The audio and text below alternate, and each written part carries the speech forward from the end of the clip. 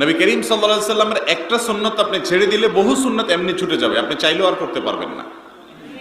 যেহেতু রাতে তাড়াতাড়ি শোয়ার সুন্নাত বিদায় হয়ে গেছে, আমরা এটার উপর আমল করি না, এই জন্য ফজর আমরা চাইলেও পড়তে পারি না। যারাও পড়ি তারাও কি পড়ি কিছু জানি না, আন্দাদুন্দা শুধু হাতাইতে হাতাইতে পড়ি, কারণ পড়ে এসে আবার মরার মতো ঘুম দিতে হবে।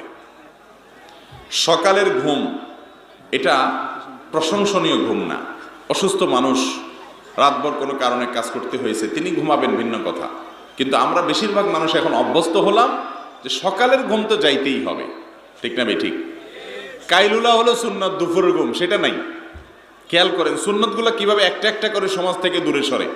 রাতে তাড়াতাড়ি শোয়া সুন্নাত সেটা নাই, সকালে জেগে থাকা সুন্নাত সেটাও নাই, আবার দুপুরে ঘুম সেটাও নাই, মানে সব উলট পালট। দুপুরে ঘুমানো সুন্নাত, তখন আমরা ধুমসে কাজ করি, আর সকালে জেগে থাকা সুন্নাত, তখন আমরা ধুমসে ঘুমাই। সন্ধ্যায় তাড়াতাড়ি ঘুমাইতে হবে, তখন আমরা জেগে থাকি। ভোরে তাড়াতাড়ি উঠতে হবে, তখন আমরা ঘুমায় থাকি। পুরো লাইফস্টাইলটাকে শয়তান এমন ভাবে করেছে যে কোনোভাবে যেন জান্নাতে আমরা যেতে না পারি। এটা যদি আমরা বুঝতে পারি এবং সেটাকে আমলে আনতে পারি তাহলে কাজ হবে। আমার কথা ঠিক বললে লাভ নেই, আমল করার চেষ্টা করবো তো ইনশাআল্লাহ। আমি বহু দিনদার, বহু এমন মুসলমানকে বলে দেখেছি যে দিনের সব বিষয় পালন করার চেষ্টা করে, মাশাআল্লাহ। 5 ওয়াক্ত সালাত আদায় করেন, হালাল হারাম বাজ বিচার করে চলেন, অন্য সব আমল করতে পারে, কিন্তু রাতে তাড়াতাড়ি শোয়ার আমলটা এটা বড় চ্যালেঞ্জিং আমল। অনেক নেক মানুষও পারে না। আবার কিছু মানুষ দেখেছি আলহামদুলিল্লাহ, তারা এই সুন্নতকে জিন্দা করেছে। এসার পরে তাদের জগৎ বন্ধ হয়ে যায়, মোবাইল অফ হয়ে যায়, তারা ঘুমায় পড়েন, দিন দুনিয়া দুইটার কল্যাণ হয়। ভাইরা আমার, রাতে তাড়াতাড়ি শোয়া এটা নবী করিম সাল্লাল্লাহু আলাইহি সাল্লামের এমন আমল ছিল, এই আমলের খেলাফ তিনি করতেন না সচরাচর। আর সকালের যে টাইমটা, ফজরের পরের টাইম, ভোরের সময়, এই সময়ের জন্য তিনি দোয়া করতেন, আল্লাহুম্মা বারিক লি উম্মতি ফি বুকুরিহা। আল্লাহ, সকালবেলার সময়টা, ভোরবেলার সময়টাতে আমার উম্মতকে আপনি বরকত দিয়েন। নবীজি বরকতের দোয়া করছেন। ও ছাত্র ভাই, রাত 12টা পর্যন্ত না পড়ে রাতে তাড়াতাড়ি শুয়ে যান, ভোর রাতে উঠে পড়া ধরেন, দেখবেন পড়াতে বরকত হবে, কারণ নবীজি দোয়া করে গেছেন। ও দোকানদার ভাই, রাতে গভীর রাত পর্যন্ত দোকানদারি না করে, বাজারে ঘোরাফেরা না করে, ও চাষি ভাই, রাতে গভীর রাত আড্ডা না মেরে সকালবেলা যদি কাজে যান, তো নবী সাল্লাল্লাহু আলাইহি সাল্লাম সকালবেলার এই সময়ের জন্য বরকতের জন্য দোয়া করছেন। আর আমরা ঘুমায় থাকি, তখন আমার ঘুমের ভিতরে অলসতার মধ্যে বরকত হয়, আমাদের জিন্দেগিতে কোনো বরকত নাই। এই তিনটা কথাগুলো আল্লাহ তাআলা আমাদেরকে হজম করার তৌফিক দান করুন। আমল করবেন তো ইনশাআল্লাহ, পাক্কা নিয়ত করেন। একদিনে পারবেন না, আস্তে আস্তে চেষ্টা করেন। আপনি রাত্রে তাড়াতাড়ি শোয়ার আমল করেন, আমি চ্যালেঞ্জ দিয়ে বলতে পারি আপনি ইনশাআল্লাহ অচিরেই তাহাজ্জুদ গুজার হইতে পারবেন। তাহাজ্জুদের আমল আলেমদের থেকেও বিদায় নিয়ে গেছে, আমাদের থেকেও বিদায় নিয়ে গেছে, সাধারণ মুসলমানদের মধ্যে থেকে বিদায় নিয়ে গেছে। অথচ কোন মানুষ আল্লাহর সাথে ঘনিষ্ঠ সম্পর্ক করতে চায়, আল্লাহর খুব কাছাকাছি যেতে চায়, আল্লাহর খুব নৈকট্য অর্জন করতে চায়, আল্লাহর খুব প্রিয় পাত্র হতে চায়, আর তাহাজ্জুদ পড়ে না, এটা কোনোদিনই সম্ভব হতে পারে না। কিন্তু তাহাজ্জুদ কিভাবে পড়বেন রাত 12টা 1টা শুলে? সম্ভব না অসম্ভব? ভাইরা আমার, তাহাজ্জুদের সালাত যদি আপনি পড়তে চান, নামাজ পড়তে চান, সন্ধ্যা রাত্রে তাড়াতাড়ি শুয়ে পড়েন। এমনকি রাতের খাবারটা পর্যন্ত এশার নামাজের আগে খাওয়া উত্তম, ভালো সুন্নাহ, যাতে করে এশার পরে আর কি না থাকে, খাবারের জন্য কোনো ঝামেলা না থাকে। দেখেন নবী করিম সাল্লাল্লাহু আলাইহি ওয়াসাল্লামের সারা জিন্দেগির লাইফস্টাইল ছিল এটা, সারা জিন্দেগির লাইফস্টাইল। এশার আগে খেলে কি লাভ হয় দেখেন। আমরা সাধারণত কি করি, এশার নামাজ পড়ে বাড়িতে যেয়ে জামা কাপড় খুলে টেলিভিশনটা অন করে টক শো, মিষ্টি শো দেখতে দেখতে আমরা এবার আস্তে ধীরে খাই, খাইয়ের পরে ধপাস করে শুয়ে যায়, যার কারণে পেটগুলো বাড়তে থাকে, চর্বি বাড়তে থাকে, স্বাস্থ্য ধ্বংস হয়, ইমিউন নষ্ট হয় শরীরে। আর যদি আপনি সুন্নাত অনুযায়ী এশা এবং আশা দুইটা যখন একত্র হবে, আশাটাকে আগে করবেন, আশা মানে রাতের খাবার, এটা যদি আগে খান, এরপর যদি এশা পড়েন, আপনি খাওয়ার পরে হেঁটে হেঁটে মসজিদে যাবেন, 4 রাকাত ফরজ, 2 রাকাত সুন্নত, 3 রাকাত বিতির, কমের পক্ষে এই নামাজগুলো যদি আপনি পড়েন, কয়বার উঠবস হবে? আপনার এই খাবারগুলো হজম হবে কি হবে না? এরপরে আপনি যখন আবার বাসায় আসবেন, হেঁটে গেলেন, হেঁটে আসলেন, যদি দোতলা তিনতলা হয় তাহলে সিঁড়ি ভাঙলেন, তাহলে আপনার পুরো খাবারগুলো হজম হবে কি হবে না? এরপর আপনি যখন ঘুমোতে যাবেন, এই ঘুমটা হবে আপনার জন্য স্বাস্থ্যকর। এখন ডাক্তাররা বলেন খাইয়াই শুয়ে পড়েন না। ওলামা একরাম আগে থেকে বলতেন চেহেল কদমি করেন, একটু হাঁটাহাঁটি করেন খাওয়ার পরে, যাতে হজম হয়। সুন্নার ভিতরে কল্যাণ আছে, সুন্নাহ না মানার ভিতরে কোনো কল্যাণ নাই। আল্লাহ তাআলা আমাদেরকে আমল করার তৌফিক দান করুন। ভোর রাতে যখন আমরা ফজরের জন্য উঠব, তার আগে শয়তান আমাদের কপালে গিরা দেয়, গিরা।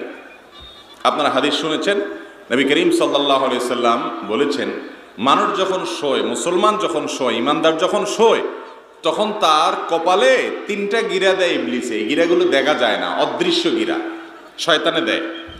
সেই যে গিরাগুলো দেয়, এই গিরাগুলো দেওয়ার উদ্দেশ্য হলো তাকে আলস্য সৃষ্টি করা, অলসতা সৃষ্টি করা। আর কপালে কেন গিরা দেয় আল্লাহ ভালো জানে। তবে যে আকুপ্রেশার, আকুপাঞ্চার যে ট্রিটমেন্ট পদ্ধতি আছে, মানুষের শরীরের বিভিন্ন জায়গায় মাসাজ করে করে যে ট্রিটমেন্ট করা হয়, এই ট্রিটমেন্টের একটা পলিসি হলো, সিস্টেম হলো, যার ঘুম আসে না তার এই কপালে মেসেজ করলে ঘুম আসে। আপনি নিজে দেখেন, আমি বহু দেখছি, যখন ঘুম আসবে না, বাচ্চাদের বিশেষ করে ঘুম আসে না, বা আপনার অন্য কারোর ঘুম আসে না, কপালে বিশেষ করে বুড়ির এখানে মেসেজ করলে চোখটা আস্তে করে বন্ধ হয়ে আসে। তো এটা তো এখন আজকাল আকুপ্রেশারের এই ট্রিটমেন্টের পদ্ধতি থেকে জানলাম, কিন্তু নবী করিম সাল্লাল্লাহু আলাইহি সাল্লাম সেই 1450 বছরের হাদিস দেখেন, আপনি যাতে ভোর রাতে ঘুমে একদম মরার মতো ঘুমান, ঘুম যাতে গভীর হয়, ফজর যাতে পড়তে না পারেন, এজন্য কপালে 3টা গিরা দেয় ইবলিসে। কয়টা গিরা দেয়? গিরা দেয়। গিরা দেওয়ার উদ্দেশ্য হলো ঘুমটা ভালো করে আসা, ম্যাসাজের কাজ করতে পারে, বলতে পারেন। এরপর যখন মানুষ শোয়, ওই যে শয়তান যেহেতু গিরা দিচ্ছে, এই জন্য ফজরের সময়, বিশেষ করে শীতের সময়, মনে হয় যে মুয়াজ্জিনের আজান শোনার পর অ্যালার্ম দিয়ে রাখছেন, ফজর নামাজ পড়বেন, অ্যালার্ম বাজার পর মনে হয় এই আরামের ঘুম ছেড়ে কম্বলটা থেকে উঠলে মনে হয় লাইফটা শেষ হয়ে যাবে, এখনই মরে যাবো মনে হয়, এত ঠান্ডা। ইবলিস এসে কানে কানে বলে যে এই শীত, এই ঠান্ডার মধ্যে উঠলে একদম শেষ হয়ে যাবে।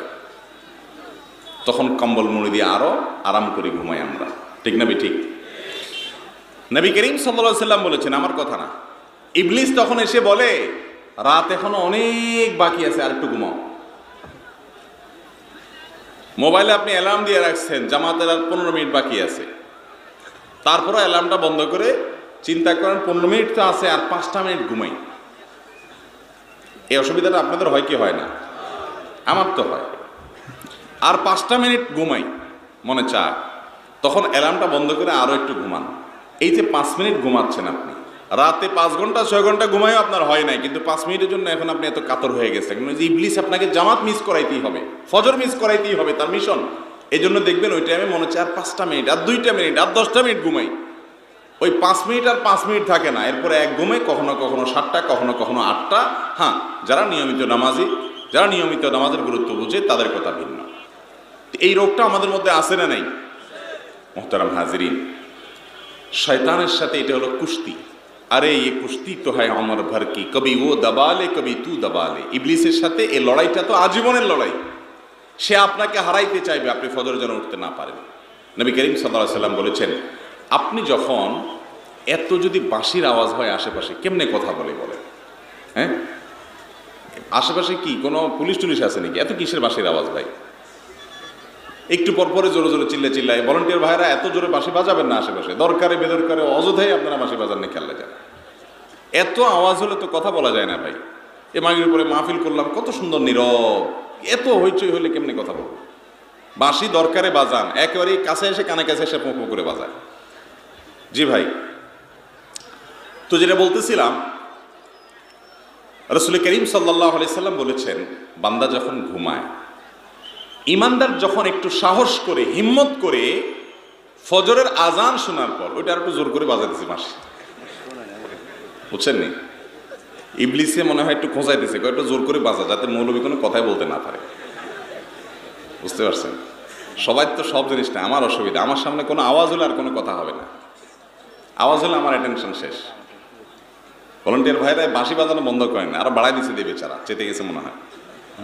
আচ্ছা যাক, তো হাদিসে যেটা আসছে ভাই, আমরা যখন ঘুমে থাকি তখন ইবলিস তো ওই যে গিরা দেয়, কিন্তু ইমানদার যখন একটু হিম্মত করে কম্বলটা ফেলে দিয়ে কাঁথাটা ফেলে দিয়ে উঠে যায়, আল্লাহু আকবার, আল্লাহ বড় এই ডাকে, সাথে সাথে ইবলিসের দেওয়া 3 গিরার 1 গিরা খুলে যায়। 1 গিরা খুলে যায়। গিরা যে খোলে, এটা আপনারা ফিল করেন কিনা যায় না, আমি ফিল করি। আমি একটু বলি, আপনারা খেয়াল করেন, দেখবেন প্রতিদিন ফিল করবেন, অনুভব করবেন। আপনি লক্ষ্য রাখেন, কম্বলের ভিতরে যখন থাকেন, লেফের ভিতরে যখন থাকেন ফজরের আগে, তখন মনে হয় উঠলে শেষ হয়ে যাবো এই ঠান্ডার মধ্যে।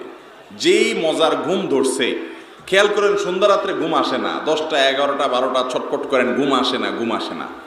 এরপরে ভোর রাত্রে এমন ঘুম আসে আপনার আর ঘুম ভাঙতে চায় না, ঠিক না বেঠিক? ওই যে সন্ধ্যা রাত্রে ইবলিস জায়গায় রাখে, বলে যে ফেসবুকে আরেকটা পোস্ট বাকি আছে, নতুন টকশো বাকি আছে, অমুক নাটক, অমুক সিরিয়ালের আজকের পর্ব গুরুত্বপূর্ণ, তারপরে ইউটিউবে স্ক্রল করতে থাক, এভাবে আঙ্গুল দিয়ে টানতে ফেসবুকে ইউটিউবে কোথায় যাচ্ছেন, কি দেখতেছেন, কি টানতেছেন নিজেও জানেন না, ঠিক না ঠিক? মনে যে কিছু হারায় গেছে। ইবলিস এগুলোতে ব্যস্ত রাখে। কিন্তু আপনি যখন হিম্মত করে উঠে যান, একটু খেয়াল করে দেখেন, ফজরের সময় একটু খেয়াল করে দেখেন, কম্বল কাঁথা ফেলে দিয়ে যদি হিম্মত করে উঠে যেতে পারেন, আলহামদুলিল্লাহ পড়ে, ঘুমের দোয়া পড়ে, আলহামদুলিল্লাহিল্লাযী আহইয়ানা বা'দা মা আমাতানা ওয়া ইলাইহিন নুশুর, দোয়া পড়ে আপনি উঠে যান। উঠে যাওয়ার পরে দেখবেন শরীরটা একটু হালকা মনে হচ্ছে। একটু আগে আপনার কাছে যে মনে হয়েছিল যে কাঁথা থেকে, কম্বল থেকে, লেপের ভিতর থেকে বের হলে আমি মরে যাব, এখন তো মনে হচ্ছে না, অনেকখানি হালকা মনে হচ্ছে। ইবলিস মিথ্যুক, এই মিথ্যুকে আপনাকে ভয় দেখাইছে, আপনি উঠার পরে দেখবেন যে অর্ধেক হালকা হয়ে গেছে শরীর, এখনো একটু বাকি আছে, গিরা 2টা বাকি এখনো, হাদিসে আসছে 2টা গিরা তখনও বাকি থাকে। যেহেতু 2টা গিরা বাকি থাকে ইবলিসের, এই জন্য এখনো শরীরটা একটু ভয় লাগে। বেসিনে যান, টেপের কাছে যান, পুকুরে যান, টিউবওয়েলের কাছে যান, আর মনে হয় হ্যাঁ রে কি ঠান্ডা পানি, হাতটা দিলেই মনে শেষ হয়ে যাবো, আমি দিতে মনে চায় না। ইবলিস আরো মিথ্যা কথা বলে আর কি আপনার সাথে। তখনও আপনি যদি হিম্মত করে বিসমিল্লাহ বলে টেপে হাত দিয়া অজু শুরু করে দেন, অজুটা যদি শেষ করতে পারেন, শরীরটা দেখবেন আরো পাতলা হয়ে গেছে, গিরা আরেকটা খুলে গেছে, সেজন্য ফিল করবেন যে গিরা খুলে গেছে, শরীর পাতলা হয়ে গেছে, আরো একটা গিরা বাকি আছে। এবার ইবলিস বলে অজু টজু করলাম বুঝলাম, কিন্তু মসজিদ পর্যন্ত যাইতে যে কুয়াশা, বাইরে যে ঠান্ডা পিনপিনে বাতাস, লাইফ শেষ হয়ে যাবে নাকি ঘরেই সেরে ফেলবো। ইবলিসে আপনার সাথে এখন শেষ চেষ্টাটা দেয়। আপনি যদি হিম্মত করে মসজিদে যে নামাজটা পড়ে ফেলতে পারেন ফজরের, আল্লাহ তাআলার মেহেরবানিতে 3য় গিরাও তাতে ইবলিসের খুলে যায়। আর খুলে গেলে কি হয়, নামাজ পড়ে আসার সময় খেয়াল করে দেখেন, ফজর নামাজ পড়ে বাসায় আসার সময় আপনার কাছে যে রিল্যাক্স মনে হবে, যে নির্ভার মনে হবে, যে সতেজ মনে হবে, যে ফ্রেশ মনে হবে, পুরো 24 ঘন্টার মধ্যে আর কোনো সময় আপনি নিজেকে এত ফ্রেশ মনে হবে না। পরীক্ষা করে দেখেন, একটু খেয়াল করে দেখেন, হয়তো খেয়াল করা হয় না কিন্তু ফ্রেশ আপনার হয়। ওই যে অলসতা বলতে আর কিছুই থাকে না। রাত 12টায় শোন আর 2টায় শোন, ফজর যদি আপনি ওযু করে জামাতের সাথে পুরুষরা পড়তে পারেন, তাহলে জামাত পড়ে বাসায় আসার সময় মনে হবে আপনার পুরো শরীরটা ফ্রেশ হয়ে গেছে, কারণ 3 নম্বরের যে গিরা ইবলিসে সেটা পর্যন্ত খুলে যায়।